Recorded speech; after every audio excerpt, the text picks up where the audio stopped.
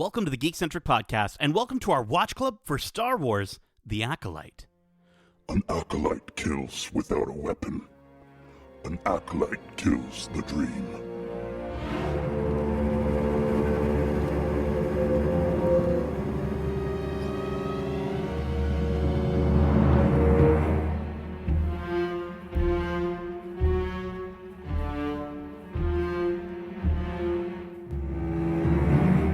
Welcome to Watch Club. My name is Nate, and this is our watch club for Star Wars: The Acolyte, Episode 1. If you're joining us for the first time, this is Watch Club, our weekly review series, kind of like a book club, but way better. Keep in mind, we will be going into full spoilers for this series, these first two episodes, and Star Wars in general. So if you haven't watched these episodes yet, be sure to do so, and then come right back in less than 12 parsecs. Now, before we run away from our past and then get arrested for something our twin did, let me introduce you to the lovely Force wielder joining me today. He's the jovial, jurisprudent justifier of justice. He's Justin, the Jedi-loving Lawrence. Hello, geeks. May the Force be with you all. How you doing? You feeling jovial? I know I've used that one quite a few times. Oh, yeah. A lot of these are recycled, if you will. So, yeah, jovial. Jovial's a good word sometimes to describe me. I don't know if I would say I'm jovial after watching this show. This isn't a jovial show, you know what I mean? Like, you know, it's after these two episodes, it's good, but I don't know if I would say I'm jovial after it. You know, I might be excited. Do you know is excited? Jovial? Is it? What does jovial? I know you're about to look it up. So, does excitement sort of associate with the word, or intrigued? Maybe intrigued. Cheerful and friendly is what. Right. So that's who I am as a person. Sure. Like, as you can hear from my lovely voice right now, I am very jovial. But feeling jovial after this show, yeah, I got some eyebrow raises. My eyebrows are doing a lot of things. I'm going, Okay. I don't know exactly what that means, but it's good to be back with Star Wars again, regardless. It feels like only yesterday we said goodbye to our beloved Bad Batch, and now we're back here in a new era, an old era. Are you happy to be back with more Star Wars? Of course, always. I'm always excited for Star Wars. Come on, why would I be here? Yeah, you know? Like, yeah. When we talked about Tales of the Empire, talked about Star Wars Day, and we were talking about how it kind of feels like we should get Star Wars Day all the time. You know, it never leaves us. Yeah, for us as like hardcore Star Wars fans, yeah, Star Wars Day is every day, right? But it's nice that the general public likes to celebrate it on May the 4th, and I think Lucasfilm actually officially declared May the 6th as like the Sith Day.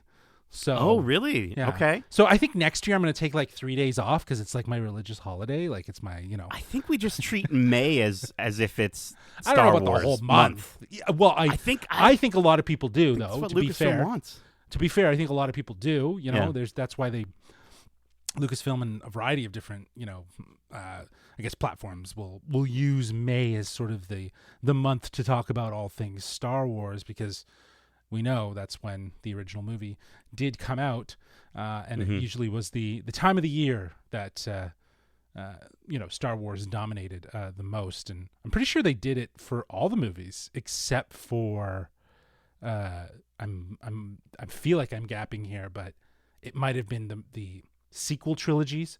That right, I was going to say, I think the sequel trilogies are more. Yeah, they broke the Christmas cycle. time is kind of, yeah, they broke the cycle. But the original 3 plus the prequels, I'm pretty sure those were all set for May, and they all came out in May.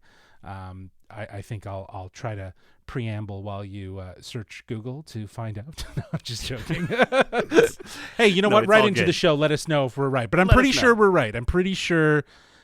You know, May has always been. That's why it is May the 4th, and May Star Wars. You know, May is Star Wars month, is because they've always dominated in the theaters. That's when the movies were originally released to us. Well, you know, it's we are recording this in May. We've gotten the chance to watch these first two episodes early. So we're actually we've only seen episodes 1 and 2, and that's all that we're going to talk about for this watch club. And then we'll obviously cover episode 3 and 4 at a later time when the 4th episode drops on Disney Plus. But we've got two episodes to get through. The first one, I think, is a big one, so I think we should get right to it. Justin, we start off with an ominous score from composer Michael Abels, and we get static text, much like we did with the Ahsoka series, and it describes that we are, 100 years before the rise of the Empire, that it's a time of peace with the Jedi Order, and that the Galactic Republic has prospered for centuries without war. But in the dark corners of the galaxy, a powerful few learn to use the Force in secret, and one of them, a lone assassin, risks discovery to seek revenge. Justin, what did you think of this opening text, how it kind of sets the mood for this show? Yeah, I think it sets the mood, maybe sets the tone, you could say, or it just gives us a starting point to kind of understand where we're at, which is usually customary with the opening crawl. That crawl at the beginning of the movies, of the original movies, of all the Star Wars movies, is so synonymous with Star Wars, and it helps to establish what the hell's going on. So I think, what I've loved about this and what, even Ahsoka, is that they've kept that there in there, but they don't give it necessarily the theatrical, grandiose vibe that is so specific to the movies. They save the crawl for the movies, and this is its own thing. Yeah, exactly. And also, I don't really think that these shows really, not that they don't deserve it, but they don't need it, right? They do need a baseline starting point for us to understand where we are and what's going on. So then that way we can kind of get ourselves wrapped up in this story as sort of a nice starting point to kind of launch us into where we are, right? Because especially now, I think these are going to become far more customary, and I think we will see them in movies, but I don't think we will see them like the traditional crawl. Right. I think we're always going to have some sort of establishing text to help guide where we are and what's going on, and to set a bit of a precedence as to what the story or show is necessarily about. So this was good. This was nice to kind of keep that tradition, but fold something new into it as well. But it's the first time that we're getting the phrase it's a time of peace in sort of the opening text, because normally it's like things like turmoil has engulfed, or war, or there is unrest, and so to see that we start off with it's a time of peace, I think was interesting, and I think it's also cool how even in this paragraph it starts off that way. But then as you continue reading, you recognize not everything is, it's not all sunshine and rainbows. There's some darkness sort of hidden in that text. It's very Phantom Menace. Exactly. And that's so much, that's accentuated with the score that's over top. You hear that little twinkle, that little sort of traditional Star Wars, but then as you get to that last line, there's a little bit of an ominous sound, right? It's not necessarily darkness, but it's just mysterious. And I think that carries us into the next scene really, really nicely.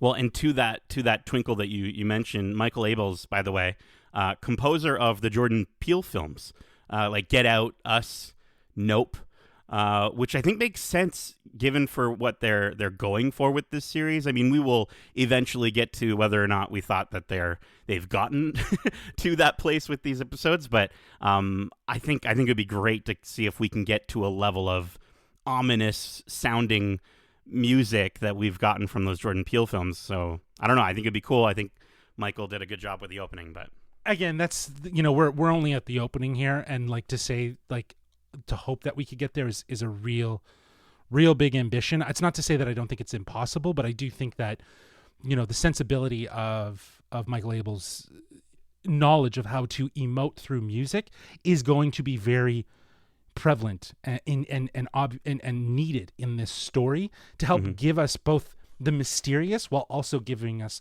the prosperity of the Jedi, of the High Republic. I think we're going to see a bit of a romanticization of the music, just like we will see a romanticization of the Jedi, the High Republic, as being like this sort of top, the top of where the Jedi were the most hubris, and they absolutely had the most power and the most distinguished, sort of distinguished through the galaxy as being peacekeepers. And I think, again, the music is going to reflect moments of that while also reflecting moments of darkness and sort of mystery all at the same time. So I think that's sort of, I would imagine that's why Abels is sort of being brought into this project as a new score, a new composer for Star Wars. For Star Wars, because we've talked about like the idea of introducing new composers and them coming into the sandbox and playing. And there's some moments in episode 1 that, in this first episode, that I'll call out later, that do feel reminiscent of past movies. Okay. Well, let's keep going here. We then drop down onto Ueda to see a village, and we see that the lone assassin that the text was talking about bribes one of the villagers to learn that a Jedi is in the local bar. She walks into the busy establishment slowly and then immediately approaches Master Indara. She tells her, "We have unfinished business," and demands that she attack her with all her strength. Indara says, "Jedi do not attack the unarmed," and the assassin says, "Yes, you do." And she immediately starts attacking the other patrons around the table, taking them out one by one until finally Indara intervenes. Indara dodges every blow, mitigating as much violence as possible until the two are at a standstill. The owner of the bar makes a little noise, and the assassin throws one of her blades at his head. Indara uses the force to hold it back, but she becomes quickly distracted and notices that there's a blade in her chest.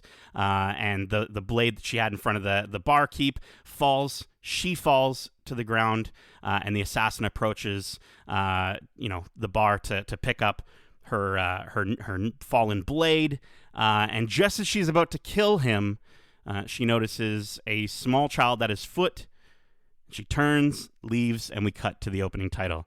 So this opening fight, pretty epic. What did you think about this moment between, let's just call her the assassin for now, and Indara? Yeah, I think this is where the show really does shine, is in its ability to bring something fresh and new to the fight sequences that feels more reminiscent of samurai movies, or just more hand-to-hand combat, less flashy with sabers. I think it also does highlight a different style of fighting for the Jedi. There is a point where the assassin says, you don't pull out your lightsaber unless you mean to kill. And you can see that Indara is definitely avoiding having to pull out her lightsaber until it seems like, the assassin is definitely is out to kill me. And she throws all those blades, and, Indara deflects them all. So I think it's a really great way to highlight it, because we'll talk about it when we get into episode 2 as well. But this sort of idea of martial arts, where it's like it's a skill set that you have, but it's not something that you just whip out and throw around just because you can. The smarter person is the person that doesn't fight, and I think that that's very much exemplified here in the choreography and in the fight style and the way that she's avoiding the blows. But man, Trinity has never left Carrie-Anne Moss. Like it's like like even the way and I don't think that's anything to do with the fact of like, oh, the fight choreography looks like it's the Matrix. Sure, you could argue that, but you could make a point of saying that. But I think it's really about Carrie-Anne Moss doing what we know that she did so well in the Matrix, now doing it in Star Wars. It brings that Matrix, even the way her face kind of emotes while she's blocking and dodging and she's moving around. It's really, really well done. And I think, there's probably going to be more. We've only seen 2 episodes, like you said, but there's going to be more of this as we go. And I think this is one of those elements that's going to shine. Like Leslye Headland's gone on the record of saying, she wanted this to feel more like the samurai martial arts movies that she knows and loves. And I think that, even in this first instance, the way to kind of kick off this episode to kind of showcase how fresh and different that is, it was smart to do it that way. That said, I think it was really, like, I even chuckled when the assassin was like, "Attack me with all your might." And like all the Patreons laugh, and I'm laughing too, because it does feel sort of silly and really like, she's an assassin, but she's not really an assassin. She's there to like challenge her. Right. Like she's just there to challenge her to a duel, like almost like very Western-esque in the sense of like, you challenge the other person that's wronged you. So it was funny. I hear what you're saying. I think the concept with that is, the Sith were born from the Jedi, right? And so the Jedi have a lot of honor in how they do things. And I think that there's still an element of honor that comes through into the practices of the Sith. So the concept of challenging someone, I'm wondering if maybe that's something that's just more of a sign of respect, even though she seems to hate Indara. But she cheated. For what she did. Right. She No, cheated. she definitely cheated. She cheated. She threw a blade at an innocent person so that she would dodge her attention there. She basically used her sort of her strength and her talent against her in that moment. What she cared about against her in that moment to stop the blade from hitting that barkeep. And instead, while her attention was focused, she threw a blade. So I don't know how much honor there is in that. No, for sure. In my opinion. But that's the thing, is that I think there's a difference between the teachings that she has had and her lust for revenge, right? And I think that's kind of what we saw in that moment.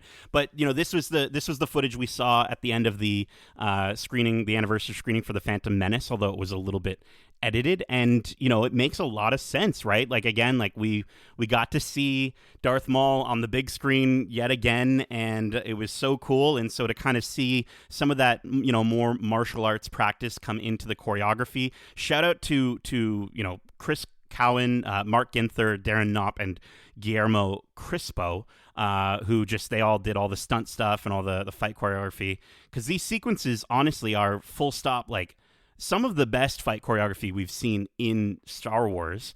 I also want to shout out like how cool this location looks. I think Ueda looks really awesome.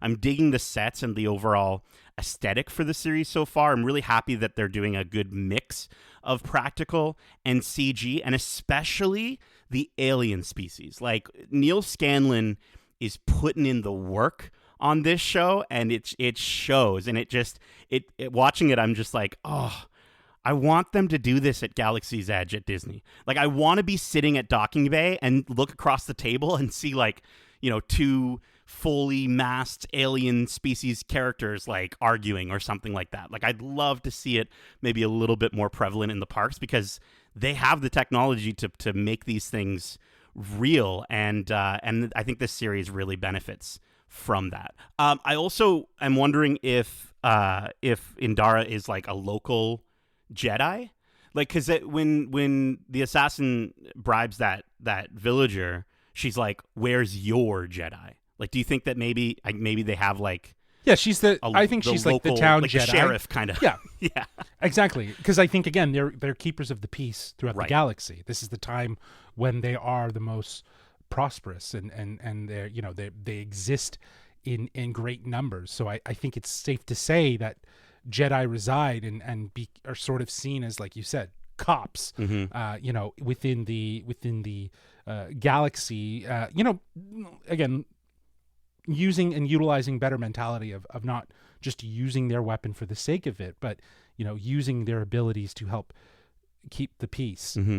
The one thing that's interesting too is, like, who were these patrons that she was talking to? Right. Like, why was she just sitting with them? Like, they seemed a little. Yeah, like, they could be just locals, but they could be shady. Like, we don't know. Right. There's a lot of like what ifs or a lot of questions to be asked about exactly the trust of what we're seeing from the Jedi. Mm-hmm. Again, this is only the first few moments of the episode, but as we go through, there's just some eyebrow raising moments where it's like, there's something else afoot here. Yes. That kind of makes the Jedi look a little, not necessarily as the heroes, and they're not as elegant as corrupted. They would want you to think, right? And I think even just seeing Indara, at a bar, and shout out to a good cantina, a good drink every now and then. That's fine. Maybe that's what that was.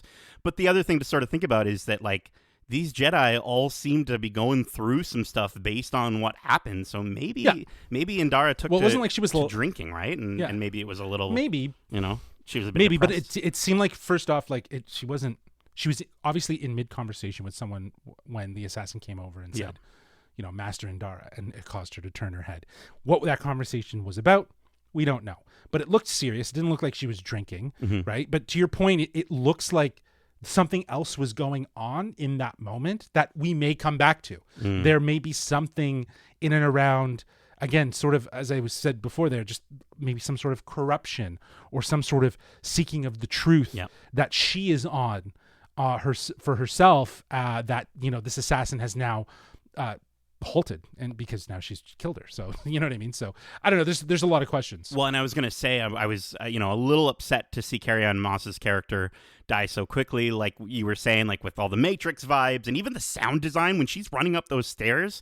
I was like, that's just the Matrix right there. But that sounded like Crouching Tiger, Hidden Dragon. True. Almost, too, okay. right? Yeah. With like the footsteps and like the bouncing around on the wood and stuff. But I'm pretty sure we'll get to see more of her because in the trailers we do see another scene of her. I think it's going to be a flashback situation. Yeah, I think there's going to be some flashback situations. Yeah. And just really quickly before we move on, the logo design. I think everyone's kind of already talked about it by now, but I wanted to quickly chime in with you and just say I think it's really smart. Like, I'm a sucker for good logo design, and the fact that they have the O in Acolyte, and it's two O's, and one is light and one is dark behind the lightness. Like, I think that's really, really smart to talk about the fact that, we're dealing with these two sisters here. And it's just, I don't know, I think it's kind of neat. And also the idea that, like, the Sith are hiding in plain sight is kind of cool. So the way that they're just sort of up front in the logo, showing you without showing you, it's really smart. Really cool stuff. But let's keep going here. So we see Osha waking up abruptly, gasping for air, and she greets her pip droid and starts her day as a mechanic working on a Trade Federation ship. Alongside her co-worker Philic, she begins to repair the shields on the ship, despite the fact that the Trade Federation never used them. During the job, they're called disposable by their Nemoidian boss, and then a small explosion happens, and the fire causes Osha to reflect on her past, until she comes to, and Philic and her see a Jedi cruiser land on the ship. So really quickly, let's talk about this brief moment of Osha's reflection and what she hears. So in the subtitles, it says, it's a young Osha, and she's screaming, "May, what are you doing?" And then it just says, "Girl, I won't let you leave. Mama, help me. No, Mama." Young Osha screaming. So what did you gain from that? I mean, obviously we know a little bit about what sort of happened that night, but was there anything that you pulled from that? Yeah, that her family died in a fire.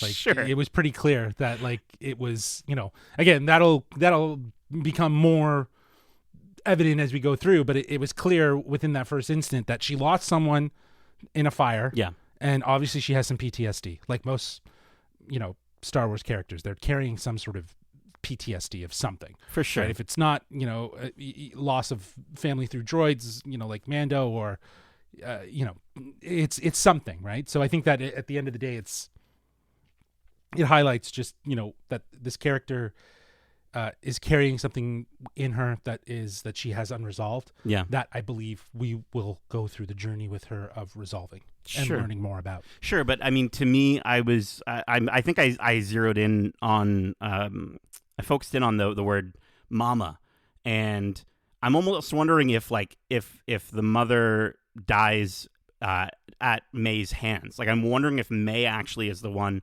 to kill the mother. Now, there is a character in this show named Mother Anastasia, who we've seen in the trailers, played by Jodie Turner-Smith. And on the posters, she has the same tattoo on her forehead as we see on May. And so I'm just wondering, like, I don't know. That could be the case. We do see her maybe in a flashback sequence is what I'm imagining before the fire. But, we'll have to wait and see. I'm also, Justin, loving the pip droid. So functional. Like, I'd buy one of those at Galaxy's Edge. I'm sure they'll sell one to me. Yeah, I'm sure they will. I'm sure it'll be a thing for sure. Yeah. But it sort of seems like a Swiss Army knife with a droid. Sure. Do you know what I mean? Like, I love it. It's all intensive purposes. You could do whatever you want. You can pop its head off and do one, like shoot a laser and cut something, or it turns into a screwdriver, pop it back together. It starts speaking to you, gives you all sort of analytics and information. You can probably test sample stuff as well. Yeah, it seems like it's extremely practical and extremely functional. Yeah. Versus like an astromech droid that you have to like carry around, or C-3PO who just like shut up, dude. A gonk droid that you'd have to like freaking wreck. A gonk droid that you'd have to be as big as friggin' Wrecker to carry around everywhere you go. Yeah, I think it feels like it's, again, it's interesting because, with the technology, in the High Republic, it's sort of at its highest in terms of like functionality, it feels like, in a lot of ways, right? Like, and I feel like as we kind of go through the timeline and as things kind of progressively get better and worse, whatever you want to say, but the technology kind of becomes more dated, right? Like, where the hell was a pip droid, in any of these other iterations? Yeah. I mean? Well, maybe that's just it. Maybe they're like, I don't want to do it myself. Just have the droids do it, right? Correct. And then that way, maybe it is safer. But the Jedi arrive, and we meet Jedi Knight Yord Fandar and his Padawan Tassi Loa. They inform the Nemoidians on board that they're looking for a former Jedi, Osha and Asaya. Yord begins to use a Jedi mind trick to extract the information out of the Nemoidian leader. However, he's interrupted by another Nemoidian who just gives them the info they're looking for. Osha arrives to her quarters to discover Yord sitting on her bed. He stands up awkwardly, and while their conversation starts off as two long-lost friends, things take a turn when Yord and Tassi inform Osha that not only is Jedi Master Indara dead, but the suspect responsible matches her description. After the bar owner from Ueda confirms it was her, Osha is taken into custody and put on a prison transport back to Coruscant. So, Justin, let's talk about Yord, Tassi Loa, and for the first time in a long time, they're back! Nemoidians! What did you think of the sequence? Yeah, Nemoidians are back. I enjoyed the voices a little bit more. Yeah, their accents have gotten better. Well, their accents are like non-existent. I felt like one of them sounded like Bill Hader. Sure. Right? Like, I was just like, it's not Bill Hader, but it had a Bill Hader voice to him, right? Yeah. Rather than the sort of, I don't know what they were going for. I think they were trying to go for some sort of culturally specific accent in the prequels. Yeah. But, it was cool to see, and they're also very, like, they haven't changed, right? They're very self-serving. They disregard Osha's existence, you know what I mean? Like, we don't need them, but then on the other side, when she's confronted by Jedi, he cowers, right? And Yord, just comes in and, like, I don't know, he gives me the, like, cop vibe. Bad boys, what you gonna do? Like, he kind of carries this, like, yo, I'm a keeper of peace. Yeah, you don't understand. I mean? Like, I'm save keeping the peace right now, and you need to comply, and it's in your best interest. Exactly. You need to comply, or else I'm going to read your mind and do something. And again, it's our first little instance of where it's like, is that really the right way? Like, do we recall moments where, Obi-Wan and Obi-Wan or Qui-Gon, even when we were introduced, like, in the prequels to those characters, how they would have gone about handling or dealing with the interactions with these Nemoidians. It's I mean, again, I know we're at a different time where it's a whole different situation, but that said, it's kind of like the first instance of, like, I don't know if the Jedi are all what they're cracked up to be at this point, right? Like, I think that their hubris, their egos are definitely, that whole peace and prosperity thing is definitely taking over. But I just want to call out really quickly, fast forward towards the end of the scene as that the ship pulls away and it's flying back to Coruscant. I could have sworn that little twinkle of the score there felt very, very prequel-esque. Yeah. And to me, that's perfect, because the prequels were also just, they were sort of the tail end of sort of this High Republic era, I would say, in the sense that, we're starting to get more like the Sith are in existence. So to hear this little bit of that familiar score as the ship pulls away to Coruscant, it incites a sort of prosperous, heroicness to it. Yeah. Of, like, they're the good guys. But I think also too, you're made to question the validity of these characters, because I don't know, even just his Padawan, how accusatory she is. Yeah. And, just the way she walks in and, he's my Jedi master, so I do what he says, right? Like, it's kind of like that.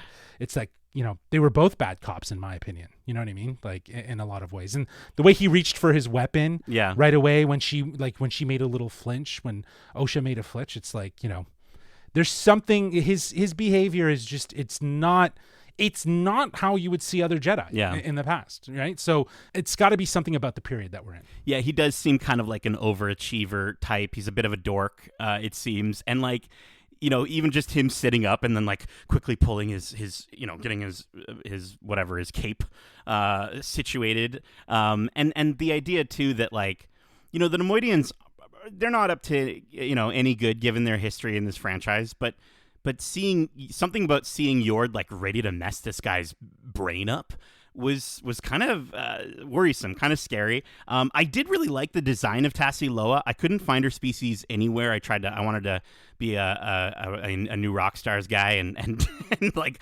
nail it. But I will say she could be a cross species because this series is kind of doing that with some of the characters. So there was definitely some Zabrak in her, right? She has those Darth Maul horns on her head, and then there's a species called Sephi, which are featured in the High Republic with those ears. So I think she might be like a half-breed, a mix of both. And then I also wanted to talk about the droid that they bring with them. Like, talking about cop vibes, like this is he was given very like classic vintage, almost like Cylon vibes, which like I was thinking what's the one, Lost in Space, Mr. Robinson? Is that, I can't remember what it is. Oh yeah, okay. The robot from Lost in Space.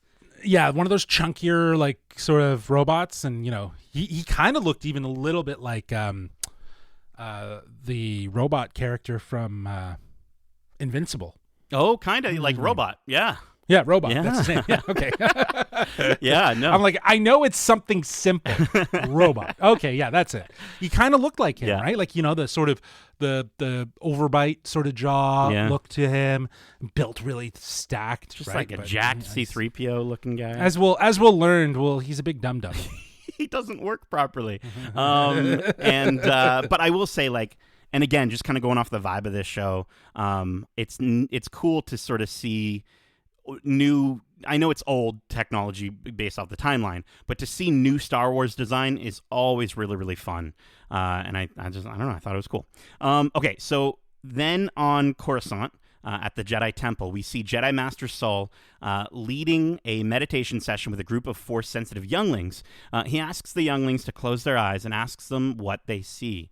One sees balance, another sees life, and then another sees fire. She says it grows larger and consumes anyone who tries to stop it. Sol ends his lesson and sends the kids off to lunch. He's greeted by Master Vernestra, who informs him that the suspect in custody for the murder of Master Indara is none other than his former Padawan, Osha Anaseya. He says it doesn't make sense, as he and Indara were seen by her as protectors after saving her from a terrible fire on Brendok. Vernestra asks him to keep the investigation discreet as to not give political ammo to their enemies. And she asks him if she has his support despite his feelings towards Osha. So let's talk about this. What did you think about this meditation moment? What do you think those visions might have meant? And what did you think of the introduction of a live-action Vernestra Rowe? Okay, well, the meditation, definitely keep an eye on the kid that sees fire. I think that's why he turned. He was like, she sees fire.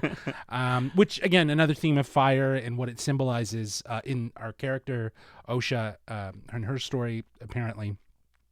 It's just it's a nice sort of layer of what fire will mean, and we know what fire means, especially to a character later in the Star Wars saga like Darth Vader. Yeah. So this idea of that it can be unwielding and it can be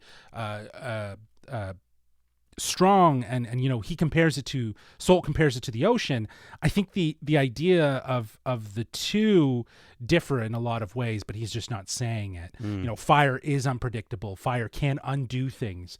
Fire can also lead to fear. You know what I mean? And it can be very it's a resource. So I think, again, it's great to see that even in this period of time, they're not like, they're not going to sequester her and be like, yeah, we need to get her out of here immediately. They bring her parents in. Programming. They bring her parents in. Yeah, exactly. So your daughter's seeing fire.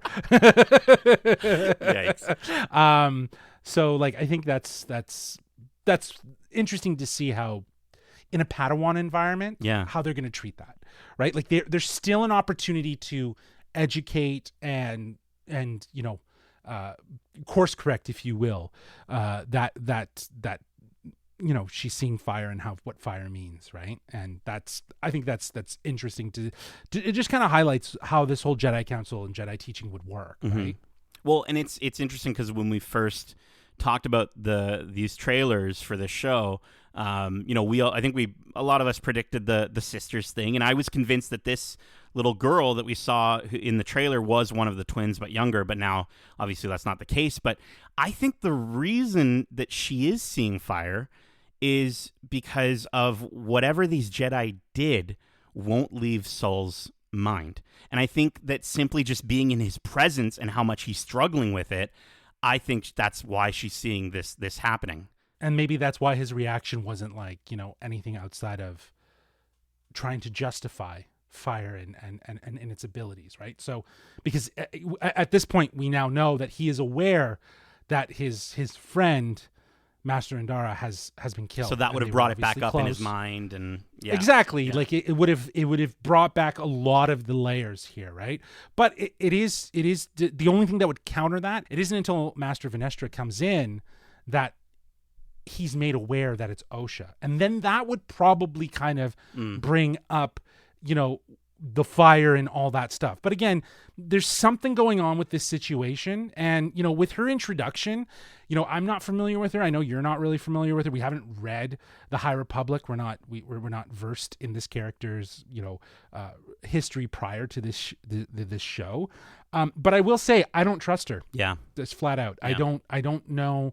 Like she's here, kind of like trying to be nice, and then saying like, "Hey, let's keep this on the down low," because we can't have anyone know that it was like a Padawan that killed another Jedi. Yeah. Right? Like it's just not good for business, and it's going to really create like our peace and prosperity is going to go right out the window. Yeah. So let's just keep it on the down low for now until we have more information. But you know what? We know it's her, so we're going to bring her in. Yeah. Right? Like it's just, there's something sketchy again around this whole situation that it feels like for her to already wanting to push for trying to cover it up and keep it quiet. Yeah. It goes to show that there's a sense of like they're too egotistical, the Jedi at this point. Like they have too much power, right? That they feel like they need to control the situation because then their image is going to look bad. Yeah. Well, and I mean that's kind of I think the overarching theme. You literally said the two words: power and control. And what is the lightsaber at Galaxy's Edge? That's the dark side. Power and control. So I think there are some dark elements even within the Jedi that we're seeing. But I will say it's great to see another Moralen. After getting to see Barriss Offee in Tales of the Empire. Yep. Having Darcy on the Watch Club will be great because he'll be able to break down maybe a little bit more of her. I did do a little bit of light reading on her. She's played by Rebecca Henderson, Toronto-born actor, which is super cool. And Rebecca Henderson is actually Leslye Headland's partner. So Leslye Headland is obviously the writer, director, showrunner of this show. So it's pretty cool that there is that bit of a connection. And I think, again, they've talked about this, I think even at Celebration or maybe with some of the press after, but there's such a close proximity. There's such an importance to this character, and the way I think this character is going to be utilized in this series, given even just our first interaction with her, where she might not be necessarily as trustworthy, or there's something bigger afoot in terms of what the Jedi symbolize in this time period that she's protecting. I think it's really great that Leslye has leaned into using someone that she knows that she can then sort of lean into kind of improvising some of these moments, right? Because you can see even in this, like she's trying to be, the distinguished master, but yet she's pulling at the other side, being like, hey, that'd be great if we don't mention this to anyone, right? Like it's just, it's kind of like, to have that ability to be both, take yourself seriously, but also try to ask someone to do something dishonest, like. There's something interesting about trying to play those two characters because you would kind of go one way or the other, right? Well, hell yeah for more Canadians in Star Wars. That's always a good thing.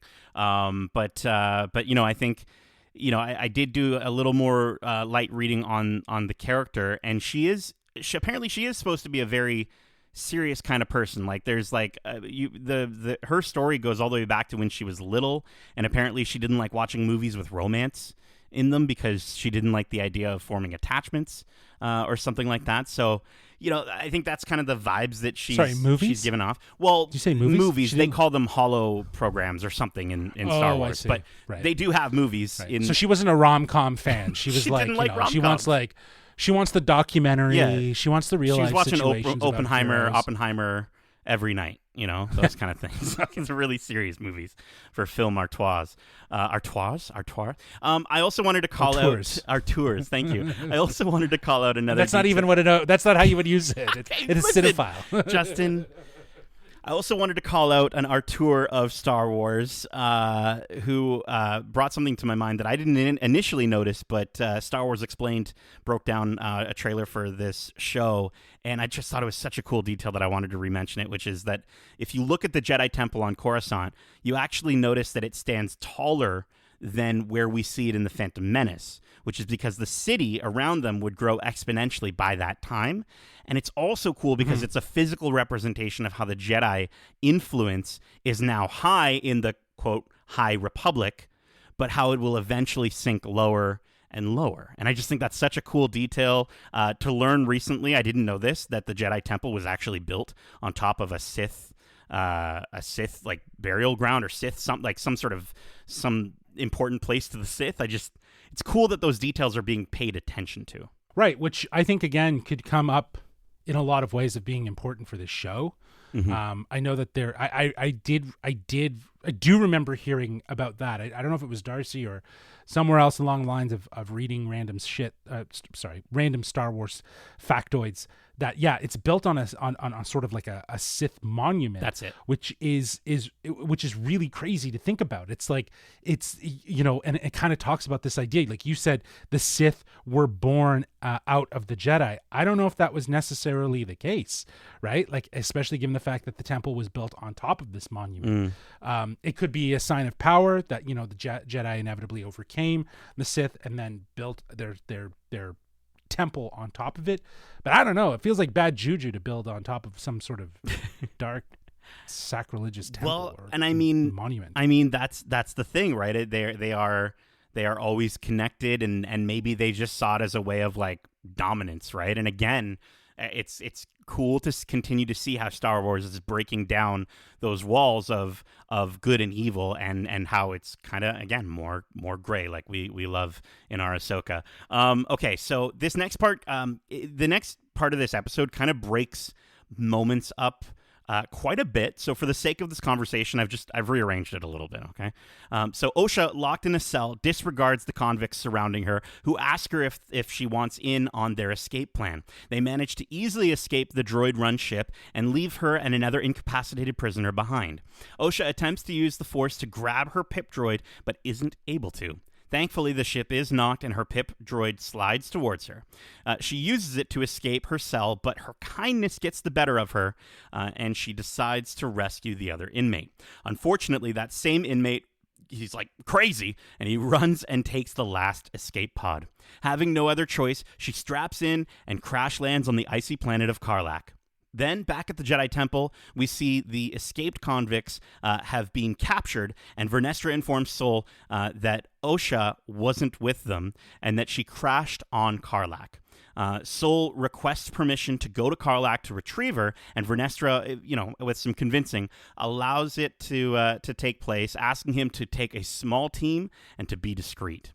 On their way to Karlak, Sol, Jecki, and Yord discuss who Asha was, and how 16 years ago, when she was 8, Sol took her as his Padawan when her twin sister May started a fire that killed her whole village.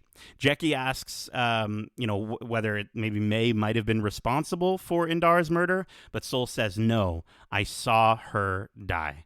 So clearly, Osha is nice to a fault in this escape. What did you think of her attempt to use the Force? And then further on, what did you think of Sol's story of Osha's origin?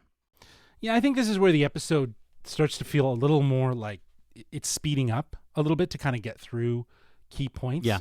I think we were doing a bit of a slow build on certain things. I think we kind of had suspicions about, Osha's past and even just as direct as the introduction of Osha and the introduction of the assassin and the introduction of Osha, we knew what was going on, right? Like we knew what was going on and what was happening, yet the characters in the show haven't been caught up to speed on what's going on. Right. So there's a bit of a disconnect in it. And at that point, it's now like, okay, let's move the needle forward faster. So the whole thing on the ship happens so fast. Like it's like she wakes up, they're breaking out, she tries to get out, then she goes help this guy. This guy has a panic attack and just decides to jump into the space pod without her. Mm-hmm. And then Osha has to think on the fly, which again, that I say that's very Jedi like, to kind of think on the fly and kind of understand the variables of your situation and embrace them.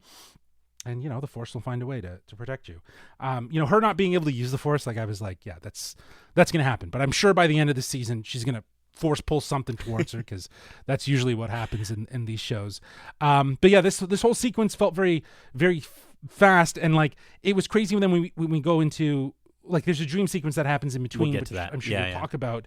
But like to see that dream sequence and then to go to this moment with Saul telling, the Padawans, exactly who Osha is and her history. It's like, well, dude, don't, like, if they think that it's May, why don't you, right? Because then there's another moment later where it's just like, oh yeah.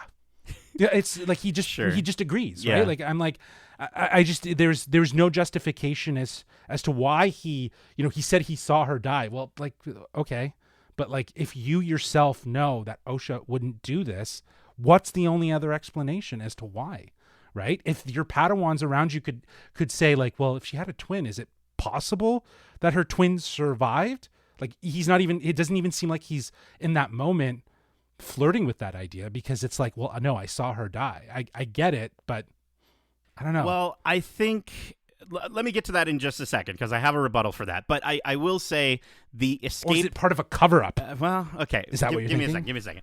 I'll start off by saying that escape was way too easy for these convicts. I think it again shows the hubris of the Jedi. And then they got caught really fast. They did get caught really fast. Right? So that's kudos to the Jedi for that. But the fact that they just leave it all up to droids, and, I think if this show, this might show how easily fooled droids are. Maybe that's why they got such a bad rap by the time we get to them in A New Hope, and they're not allowed in the bar anymore, is because they made horrible failures like this one. But I do want to just shout out the design of the droids that are piloting the ship. I love when they deactivate and they turn back into chairs. That is absolutely hilarious. And I don't know. I just chuckled at that moment for some reason that they're just chairs. But it's interesting to see how for a second time in this show already, being nice and saving someone else can lead to your downfall. We have that moment with Indara, and then we have that moment here. And I think it just kind of talks about the idea of, a true hero. To be a true hero requires sacrifice. And I think that's maybe a theme that we might continue to get as we go on. But in terms of in terms of that sequence, I agree with you that I think this is where the episode starts to get clunky in its pacing. Why do we need to cut back and forth in this moment? It just felt a little jumbled. But I think there is a reason that we had to have Sol saying that he saw May die. Because either he's lying here, or he really did see May die, and she was brought back to life through, let's all say it together, Night Sister magic. Because, Night Sisters have been coming up a lot in Star Wars. So, maybe he did actually see her die, and she was resurrected. You know what I mean? I think there's an instance in somewhere that I was reading where Night Sisters won't really have an involvement. They'll be existing in this timeline, but they don't have an involvement in this story.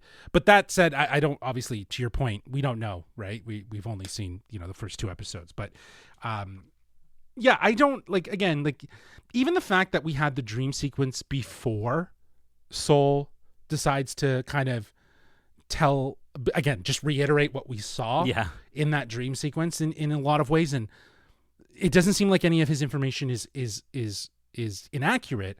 It even seems like she thought, like that Osha thought that May died. Yeah. Right? So it seems like they all were under the impression that May had passed and died in whatever fire that was. But again, I started. maybe they had to show us Soul saying that for some future payoff. I don't know. That's my only justification for it.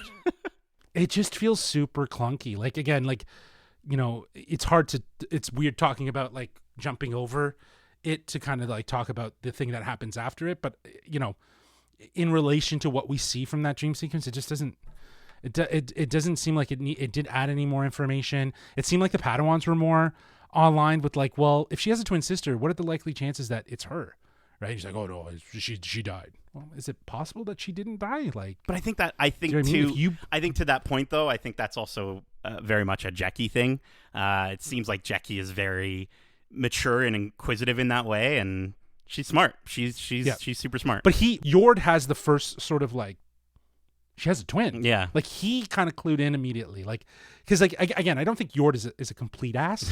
He just is, he's a bit of a, I want to look tough in front of other in front of his people master or in front of masters in general. Exactly. Yeah. Is it not in these moments that we see him topless and it's like, why is he yeah, topless? put some clothes on, Yord. Yeah, he's like trying to like think, and also just the attire too, like the attire that shifts. You know, when they're in the temple, it's white cloaks with gold and yellow, suits underneath. But then obviously when they're in mission mode, they're, you know, brown cloaks and, you know, off-white, you know, suits, right? So it shows like costume change. Yeah, it's fine. I could deal with it. It's cold. It's cold on Karlak. What's interesting too is when Jecki comes in and Soul is in the temple, and you know it's before they go on their little mission. Mm-hmm. You know, he's like looking at like a hologram of Osha, and she says, you know, attachments to the past, it's not, you know, it's kind of forbidden. Like she's challenging her master. Yeah. But then her master, the Soul comes back up with like, you need to reflect on your past if you're gonna know your future, right? Mm-hmm. Like if you're gonna better your future, it's something along those lines. I'm probably butchering it, but again, it's like almost like Soul is kind of the Qui-Gon. Yeah. In these moments of the situation where he's challenging the natural order of the Jedi Council and what the Jedi deem fit. He knows what's right. He trusts his own instinct, but it seems like he's almost leaning in to oblige the Jedi Masters around him rather than really speaking his truth, which is why he's trying to put himself front and center, was trying to solve this. Interesting. Okay, well, we keep bringing up that dream sequence or that vision, so let's talk about it. So meanwhile, on Karlak, Osha wakes up once again gasping for air. Every time she wakes up, she's gasping for air for the most part.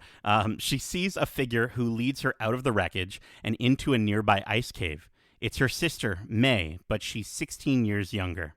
Osha is brought back to Brendok, and we see snow turn to ash, followed by the two sisters running from a fire, eventually into what I think was their home. That's just my assumption.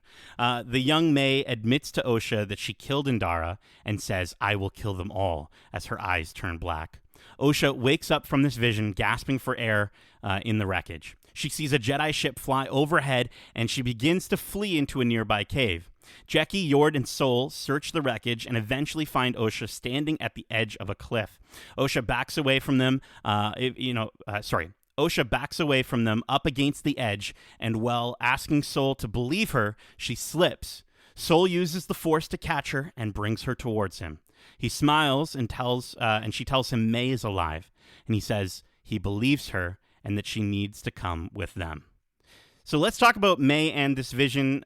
Justin, why do you think she's seeing May in this moment?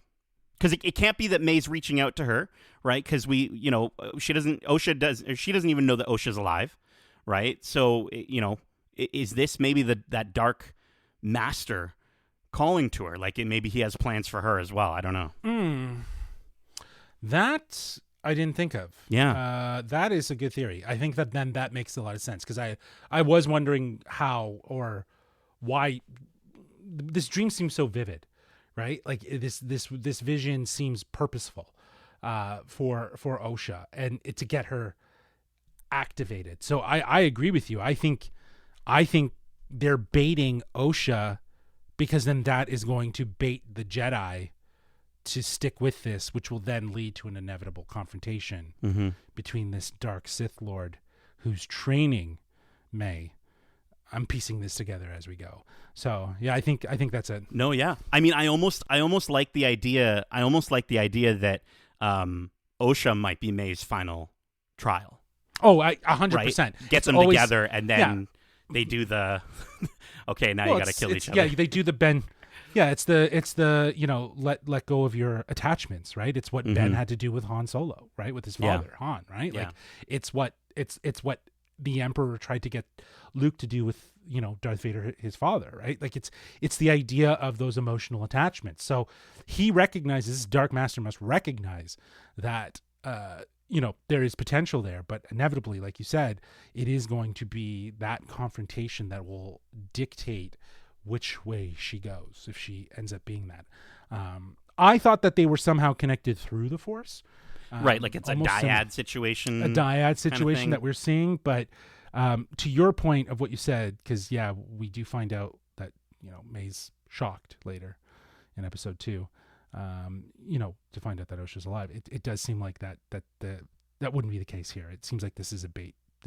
So, pulling on her emotions, pulling on her recollection and understanding, and letting her know that May is alive is only going to instigate further investigation from the Jedi and get them more involved in it. They think it's something that they were doing to kind of frame Osha, but no, it's actually something to get the Jedi involved, so that they can reveal themselves to the Jedi. And I almost like the idea of what their little song or chant that they have together. I like the idea that them coming together is when they are both maybe at their most powerful. So maybe that is, we talked about in Ahsoka the idea of how when some of these characters are closer to each other because of their friendship, they're able to maybe be stronger in the Force and what have you. But I love the line, like, you're with me, I'm with you, always one, but born as two. As above sits the stars, and below lies the sea. I give you you, and you give me me. I just thought it was like, that's super cool, the way that they were able to kind of, I don't know, it's just a lovely little poem. I don't know. Yeah. I thought it was good. Sure. And it's about sisterhood, right? Yeah. So I think in a lot of ways, and twins seem to be a bit of a not an anomaly, but a bit of a cyclical thing that happens within Star Wars. And I think we have Luke and Leia, now we have May and Osha, and I think there's going to be some elements that unfold there that really do serve the purpose. I will say though that this whole sequence again feels a little clunky, like the whole running around trying to find Osha, through the caves. It just didn't feel like it was really needed or warranted. And like I said, he's so quick on the ship to say, "Oh no, I saw her die. Oh no, she's alive. I believe you." Like I just, again, to your point, there needs to be something that will hopefully justify or explain why he was so certain that she died. But at the same time, I don't know if the narrative beats of what's happening in this feel really succinct, like they're influencing one another. I think at the beginning we got a little bit of that, like from the assassin into like their first interrogation of Osha, and then back to Coruscant, and then suddenly it just becomes like, let's just have this moment here because we need to tell people this, and then you have a prison breakout. It felt very disjointed about halfway through this episode, and again, this is another example of that, and how it just feels sort of like we're getting parts of this story fed to us, because there's things that are obviously going to matter as we get further into this show. So they need to front load a lot of stuff, so that we can have more of appreciation as we get through the rest of this season. Yeah, which, to be fair, like, maybe do that and get that out of the way now if it has to happen, right? And it just doesn't leave too much to the imagination, though, right? Like it just there just seems like there's sure. Like there's a lot of, like, there is some stuff, but like I don't doubt that. It's just within this sort of situation, like it just feels like the whole idea of her being accused of a murder, right? And her kind of trying to maybe go about clearing her name, that's all resolved in this one episode. Do you know what I mean? Sure. Like, but I think, do you know what I mean?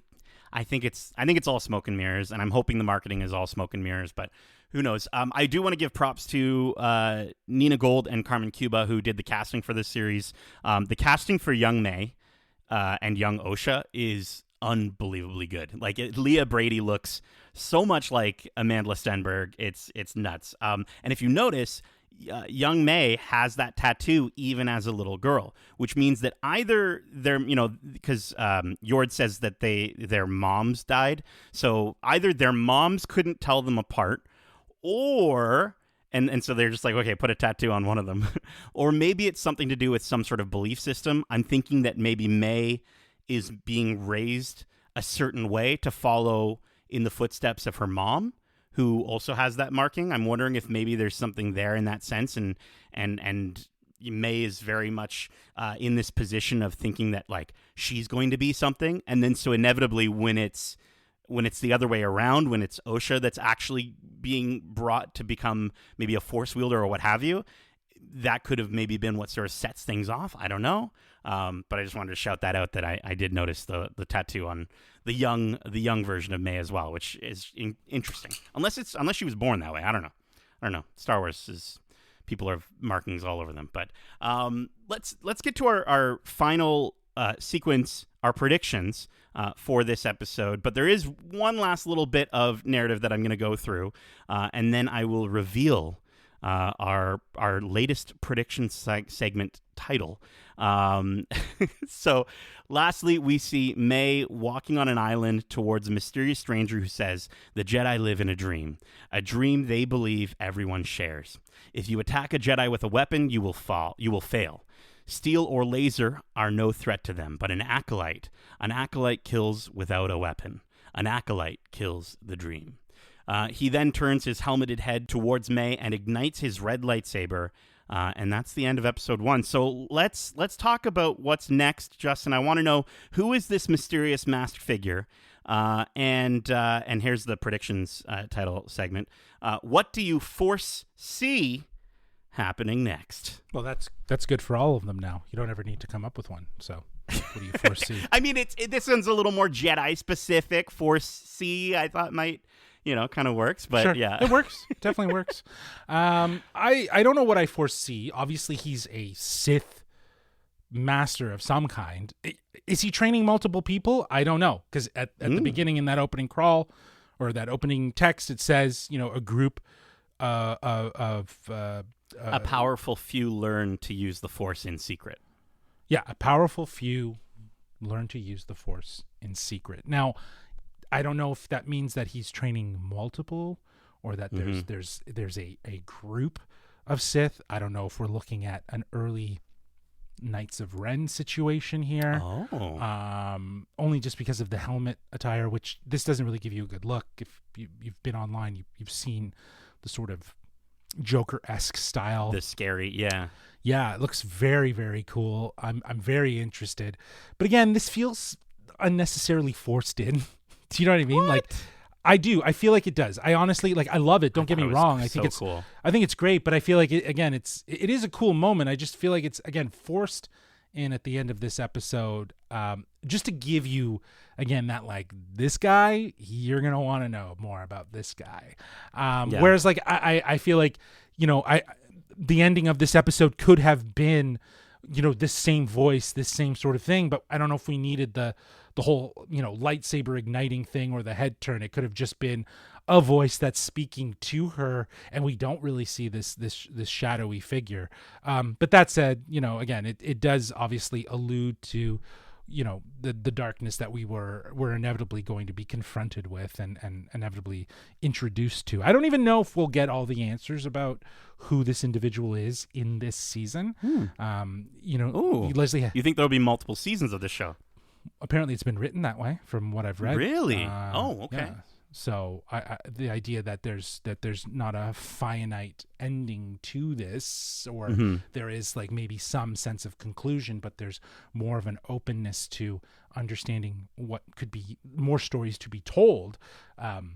Again, I don't know if that's entirely true, but that's what I had read in an article that was talking about Leslye Headland's approach to this series, and how there was a desire to not have to feel like the 8 episodes resolves everything, but leave some things on the table. And I think that is truthfully Star Wars. Like, even if this is a 1 season and, you know, we get maybe a little bit more about who this character is, we don't necessarily need to have it all resolved. There could be another show. There could be more, right? The whole point of this show is to really kind of kickstart, you know, a new timeline within the Star Wars universe. Yeah, exactly, right? Through live action medium, right? That isn't outside of books and comics. So start bringing that into the live action canon, because it already exists in the sort of written and comic book style of the canon. So, or the literature, if you will. But yeah, I don't know. I don't know anything else. I know there's rumors there, or there people think that he could be Plagueis. I don't know. Do you think he could be? Justin, I'm glad you asked, because I have been soaked in the in the Force. Okay, I Force see so much. First of all, soaked. God, get a towel. Jeez. That's just because of the waves on this island. Oh, I see.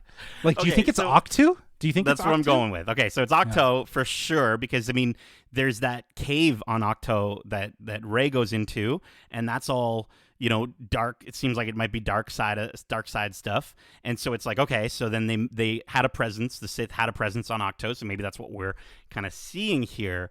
And it's cool, the idea that the birthplace of the Jedi, you know, we talked about how Coruscant, the Jedi temple, is on top of the Sith. Maybe this is the Sith, like, getting back to the Jedi or what have you, and kind of how he learns, how this master is learning more about his enemy. Sure.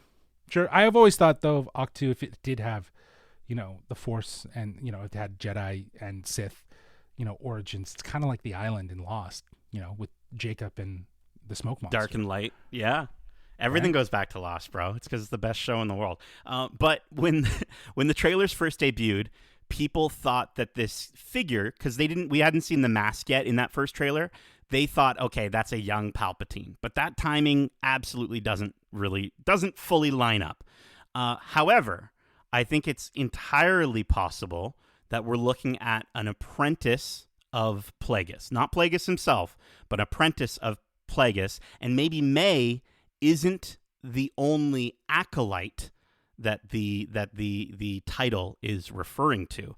I think that this is his apprentice prior to Palpatine, and I think we're going to see this apprentice fail him, and this is what causes Plagueis to take a different approach, bringing Palpatine on, infiltrating the political side of the Republic.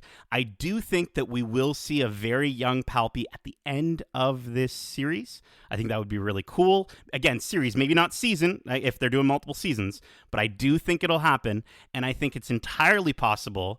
I think it's entirely possible that Plagueis might just be behind the religion that May and Osha's mother believes in, simply based on the speech that Palpatine gives to Anakin at the opera when he says that he could even stop someone from dying, which may be part of his practices, part of what Plagueis can teach, is how May didn't die. Yeah, I think it's a huge reach to say Plagueis is a part of this. I think Plagueis will come up, but I don't know if this is Plagueis. Like, Plagueis is like, if you look at images of him, this is his apprentice, is what I was saying. Oh, the person that is in training the mask May? is the apprentice of Plagueis. Okay. Yes. And he fails. Right. He fails his mission, and he gets replaced with Palpy. That's my thought. But see, I don't think Palpy's around in this instance, because it's 100 years before the Empire. And like, I think, like, if you're gonna the rise of the Empire, which again, we don't have distinct dates, right, of like when things started. So, you know, to say that, you know, he was already an old man, let's say older Palpatine when he infiltrated in the politics. And remember, his origin is that he struck down his master, right, and took his life to then supersede him as the ultimate, you know, Sith Lord, that would then go on and do what he was doing, training a Padawan in the Sith arts, if you will, and or in the dark side of the Force. And then, you know, he would continuously have these other apprentices, always knowing that he was going to get to another and another, you know, from Maul to Dooku, from Dooku to Anakin, right? Mm-hmm. And that Anakin was the end goal for him. I think he always foresaw it since his first interactions with him. But I honestly think, yeah, like that. I like that idea. I like the idea that maybe this guy is the apprentice of Plagueis. I think that's definitely where you're going. I thought you were saying he is Plagueis. No, I'm no, like, no. Plagueis is a The head different shape, like the head being. shape doesn't Yeah, work. he's like a tall alien-like creature. So Yeah. and he looks like you said, like there's some artifacts and some stuff that is on Octo that looks fairly similar to that sort of alien-esque species of whatever Plagueis is. I'm not going to new Rockstar and pretend I know what it is, but I think I think that's cool, and I like the idea of like Octo coming back, and being a bit of that, and also knowing that down the road we will get a Passion of the Jedi story from James Mangold, where it's the origin. it's like the origins of the Jedi. Them finding Octo. Yeah. Yeah. Well, either that or it being the sort of birthplace of Jedi ideology and a big rock Force, rolls out of the in front of the cave, and then this Jedi walks out. He was supposed to be dead, but now he's back. Yeah, and then they crucify him for the sins of the class. I don't know, but you know what I mean. Like the idea that we're going to go back to this place and inevitably will be important in that story. That's cool. I think that it makes a lot of sense for it to be important here. I hope it's Octo. I hope it is. I hope we see Porgs again. Bring back Porgs. Well, see, that would have been really, really cool. That would have been like your first tell, right? Or frog ladies roaming around, taking care of. They're far into the future. Those. Oh, so Luke brought them. Like Luke brought them over. He was like, I need a maid service he for this somewhere, place. So, hired them. Yeah. He needs somebody to do his laundry, right? So, yeah, exactly. And help him milk those ladies. Wow, what a chauvinistic prick! He just goes and steal some frog women and be like, "Hey, you need to be domesticated. Why don't you look after me?" I'm pretty sure they were on the island before he got there, but I don't think they're on the island just yet. Anyways, we'll go into a full other hour on the frog ladies on our Patreon exclusive episode. No, I'm just kidding. Okay, so that is it for this part one of our discussion for these first two episodes. We definitely got into part two, but in order to hear that, you're going to have to jump over to the part two episode, which should be up now. So definitely check that out. Thank you so much for joining us for this Watch Club. We also have a very special Behind the Geeks episode out right now, where I sat down with Amanda Stenberg, who plays Osha and May in this show, as well as Manny Jacinto, who plays Kymir. We had a great chat about everything from the themes of duality that we see in these episodes and in this series, who their Star Wars person is, why Manny loved going to the dentist as a kid, and what they'd wear from a galaxy far, far away to the Met Gala. So be sure to check out that interview both here on your podcast service of choice and over on YouTube at youtube.com/Geekcentric. We've got a ton of other Star Wars and non-Star Wars interviews over there, so be sure to check them out, share them with your friends, leave a comment, leave a like, and I'm going to skip all the other stuff because you'll hear it in the second episode. So all I will say is, Justin, thank you for joining me for this Watch Club, and as we say, you're with me, I'm with you. Always one. Born as two.